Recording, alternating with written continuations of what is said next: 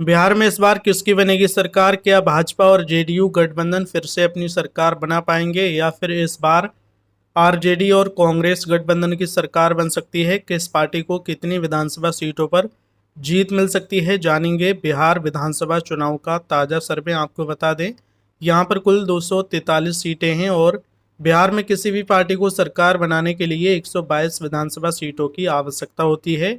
देखना ये होगा इस बार कौन सी पार्टी 122 सीटों का आंकड़ा पार कर सकती है। तो इस वीडियो को लाइक कर लीजिए और चैनल को सब्सक्राइब कीजिए और कमेंट करके बताइए आपको क्या लगता है इस बार बिहार में किसकी सरकार बन सकती है। अपनी राय कमेंट करके जरूर बताइए, क्योंकि जनता की राय लोकतंत्र को मजबूत बनाने के लिए बेहद जरूरी होती है। तो कमेंट करके जरूर बताइए किसकी सरकार इस बार बिहार में बन सकती है। सबसे पहले बात करें बिहार के अररिया जिले की। यहाँ पर कुल 6 विधानसभा की सीटें हैं। इस बार इन 6 सीटों का ओपिनियन पोल देखा जाए तो भाजपा गठबंधन को 3 सीटों पर जीत मिल सकती है, जबकि इंडिया गठबंधन को यहाँ पर 3 विधानसभा सीटें मिल सकती हैं। अगला जिला है दरभंगा। यहाँ पर कुल 10 विधानसभा की सीटें हैं। इस बार दरभंगा से एनडीए को 4 सीटों पर जीत मिलने की संभावना है। इंडिया के खाते में 6 विधानसभा सीटें जा सकती हैं। इसी के साथ बात करें नवादा जिले की 5 विधानसभा सीटों की। इस बार नवादा से एनडीए गठबंधन को 2 सीटों पर जीत मिल सकती है। इंडिया के खाते में 3 विधानसभा सीटें जा सकती हैं। अगला जिला है सुपौल। यहाँ पर कुल 5 विधानसभा की सीटें हैं। सुपौल का ओपिनियन पोल देख लिया जाए तो एनडीए को यहाँ पर 2 सीटों पर जीत मिलने की संभावना है। इंडिया गठबंधन के खाते में 3 विधानसभा सीटें जा सकती हैं। अगला जिला है गया। यहाँ पर कुल 10 विधानसभा की सीटें हैं। गया से इस बार एनडीए गठबंधन को 3 विधानसभा सीटें मिलती नजर आ रही हैं। इंडिया के खाते में 5 सीटें जा सकती हैं और 2 विधानसभा सीट अन्य पार्टियों को मिल सकती हैं। बिहार का अगला जिला है पटना। यहाँ पर कुल 14 विधानसभा की सीटें हैं। इस बार पटना का ओपिनियन पोल देख लिया जाए तो यहाँ पर एनडीए गठबंधन को 8 सीटों पर जीत मिलने की संभावना है, जबकि आरजेडी गठबंधन को 6 विधानसभा सीटें मिल सकती हैं। अगला जिला है सिवान। यहाँ पर कुल 8 विधानसभा की सीटें हैं। सिवान से एनडीए को 4 विधानसभा सीटें मिल सकती हैं। इंडिया के खाते में 4 सीटें जा सकती हैं।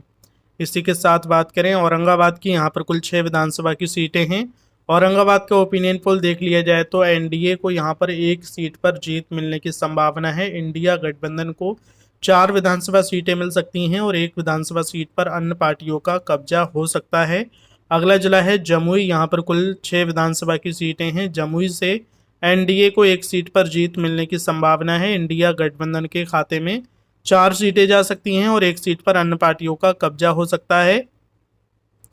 अगला जिला है पूर्णिया। यहाँ पर कुल 7 विधानसभा की सीटें हैं। पूर्णिया से एनडीए को 2 सीटें मिलती नजर आ रही हैं। इंडिया के खाते में 3 सीटें जा सकती हैं। अन्य पार्टियों को 2 विधानसभा सीटें मिल सकती हैं। अभी तक बिहार की 75 सीटों का ओपिनियन पोल देख चुके हैं। इस बार इन 75 सीटों में से एनडीए को 26 सीटें मिलती नजर आ रही हैं। इंडिया गठबंधन को 36 सीटों पर जीत मिल सकती है और 6 विधानसभा सीट अन्य पार्टियों को मिल सकती हैं। अगला जिला है वैशाली। यहाँ पर कुल 8 विधानसभा की सीटें हैं। वैशाली से एनडीए को 3 सीटों पर जीत मिल सकती है। इंडिया के खाते में 5 सीटें जा सकती हैं। अगला जिला है बांका। यहाँ पर कुल 5 विधानसभा की सीटें हैं। इस बार 2 विधानसभा सीट एनडीए के खाते में जा सकती हैं। इंडिया को यहाँ पर 2 सीटों पर जीत मिल सकती है। 1 सीट अन्य को मिल सकती है। अगला जिला है सीतामढ़ी। यहाँ पर कुल 8 विधानसभा की सीटें हैं। सीतामढ़ी का ओपिनियन पोल देख लिया जाए तो यहाँ पर एनडीए को 3 सीटों पर जीत मिल सकती है, जबकि इंडिया के खाते में 5 सीटें जाती नजर आ रही हैं। अगला जिला है बेगूसराय। यहाँ पर कुल 7 विधानसभा की सीटें हैं। इस बार बेगूसराय से एनडीए को 4 सीटें मिल सकती हैं। इंडिया के खाते में 3 सीटें जा सकती हैं। अगला जिला है कैमूर। यहाँ पर कुल 4 विधानसभा की सीटें हैं। कैमूर से एनडीए को 2 सीटें मिल सकती हैं। इंडिया के खाते में 3 विधानसभा सीटें जा सकती हैं। इसी के साथ बात करें लखीसराय की। यहाँ पर कुल 2 विधानसभा की सीटें हैं। इस बार एनडीए को 1 सीट मिलती नजर आ रही है, जबकि इंडिया के खाते में 1 विधानसभा सीट जा सकती है। अगला जिला है कटिहार। यहाँ पर कुल 7 विधानसभा की सीटें हैं। कटिहार से बीजेपी गठबंधन को 2 सीटों पर जीत मिलने की संभावना है, जबकि इंडिया गठबंधन को 5 विधानसभा सीटें मिल सकती हैं। अगला जिला है भागलपुर। यहाँ पर कुल 7 विधानसभा की सीटें हैं। भागलपुर का ओपिनियन पोल देखा जाए तो यहाँ पर एनडीए गठबंधन को 1 सीट पर जीत मिल सकती है। इंडिया गठबंधन के खाते में इस बार भागलपुर से 6 विधानसभा सीटें जा सकती हैं। इस बार देखा जाए तो भागलपुर में इंडिया गठबंधन को बड़ा फायदा मिलता नजर आ रहा है। अगला जिला है मधुबनी। यहाँ पर कुल 10 विधानसभा की सीटें हैं। मधुबनी का ओपिनियन पोल देखें तो एनडीए को यहाँ पर 6 सीटों पर जीत मिल सकती है। इंडिया गठबंधन के खाते में 4 सीटें जा सकती हैं। शिवहर की एक विधानसभा सीट की बात करें तो ये सीट इस बार एनडीए को मिल सकती है। इसी के साथ बात करें भोजपुरी की 7 विधानसभा सीटों की, इस बार 4 सीटों पर एनडीए का कब्जा हो सकता है, जबकि 3 विधानसभा सीट इंडिया को मिल सकती हैं। इसी के साथ बात करें मुंगेर की, यहाँ पर कुल 3 विधानसभा की सीटें हैं। इस बार एनडीए के खाते में 1 सीट जा सकती है। इंडिया को यहाँ पर 2 सीटों पर जीत मिलने की संभावना है। बिहार का अगला जिला है रोहतास, यहाँ पर कुल 7 विधानसभा की सीटें हैं। रोहतास से एनडीए गठबंधन के खाते में 2 सीटें जा सकती हैं। इंडिया को यहाँ पर 5 सीटों पर जीत मिल सकती है। रोहतास में इस बार इंडिया को बड़ा फायदा मिलता नजर आ रहा है।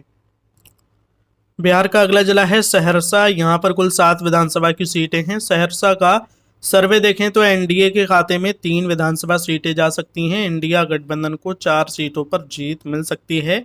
अगला जिला है पश्चिमी चंपारण, यहाँ पर कुल 9 विधानसभा की सीटें हैं। पश्चिमी चंपारण से एनडीए को इस बार 4 विधानसभा सीटें मिल सकती हैं। 4 सीटों पर इंडिया का कब्जा हो सकता है, जबकि 1 विधानसभा सीट अन्य को मिल सकती है। इसी के साथ बात करें अरवल की, यहाँ पर कुल 2 सीटें हैं। इस बार एनडीए गठबंधन को 1 विधानसभा सीट पर जीत मिलने की संभावना है। इंडिया के खाते में 1 सीट जा सकती है। बिहार का अगला जिला है मुजफ्फरपुर, यहाँ पर कुल 11 विधानसभा की सीटें हैं। इस बार मुजफ्फरपुर से एनडीए गठबंधन को 4 सीटों पर जीत मिल सकती है, जबकि इंडिया के खाते में यहाँ पर 6 विधानसभा सीटें जा सकती हैं। अन्य को 1 सीट पर जीत मिल सकती है।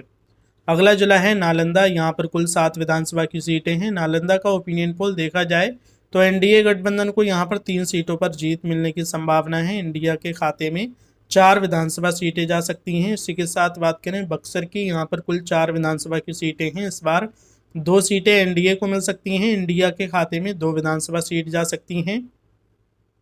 अगला जिला है पूर्वी चंपारण, यहाँ पर कुल 12 विधानसभा की सीटें हैं। इस बार पूर्वी चंपारण से एनडीए गठबंधन को 5 सीटों पर जीत मिलने की संभावना है। इंडिया के खाते में 6 सीटें जा सकती हैं और 1 सीट अन्य पार्टियों को मिल सकती है। इसी के साथ बात करें गोपालगंज की, यहाँ पर कुल 6 विधानसभा की सीटें हैं। इस बार गोपालगंज से एनडीए को 4 सीटों पर जीत मिलती नजर आ रही है। इंडिया के खाते में 1 सीट जा सकती है और 1 सीट अन्य को मिल सकती है।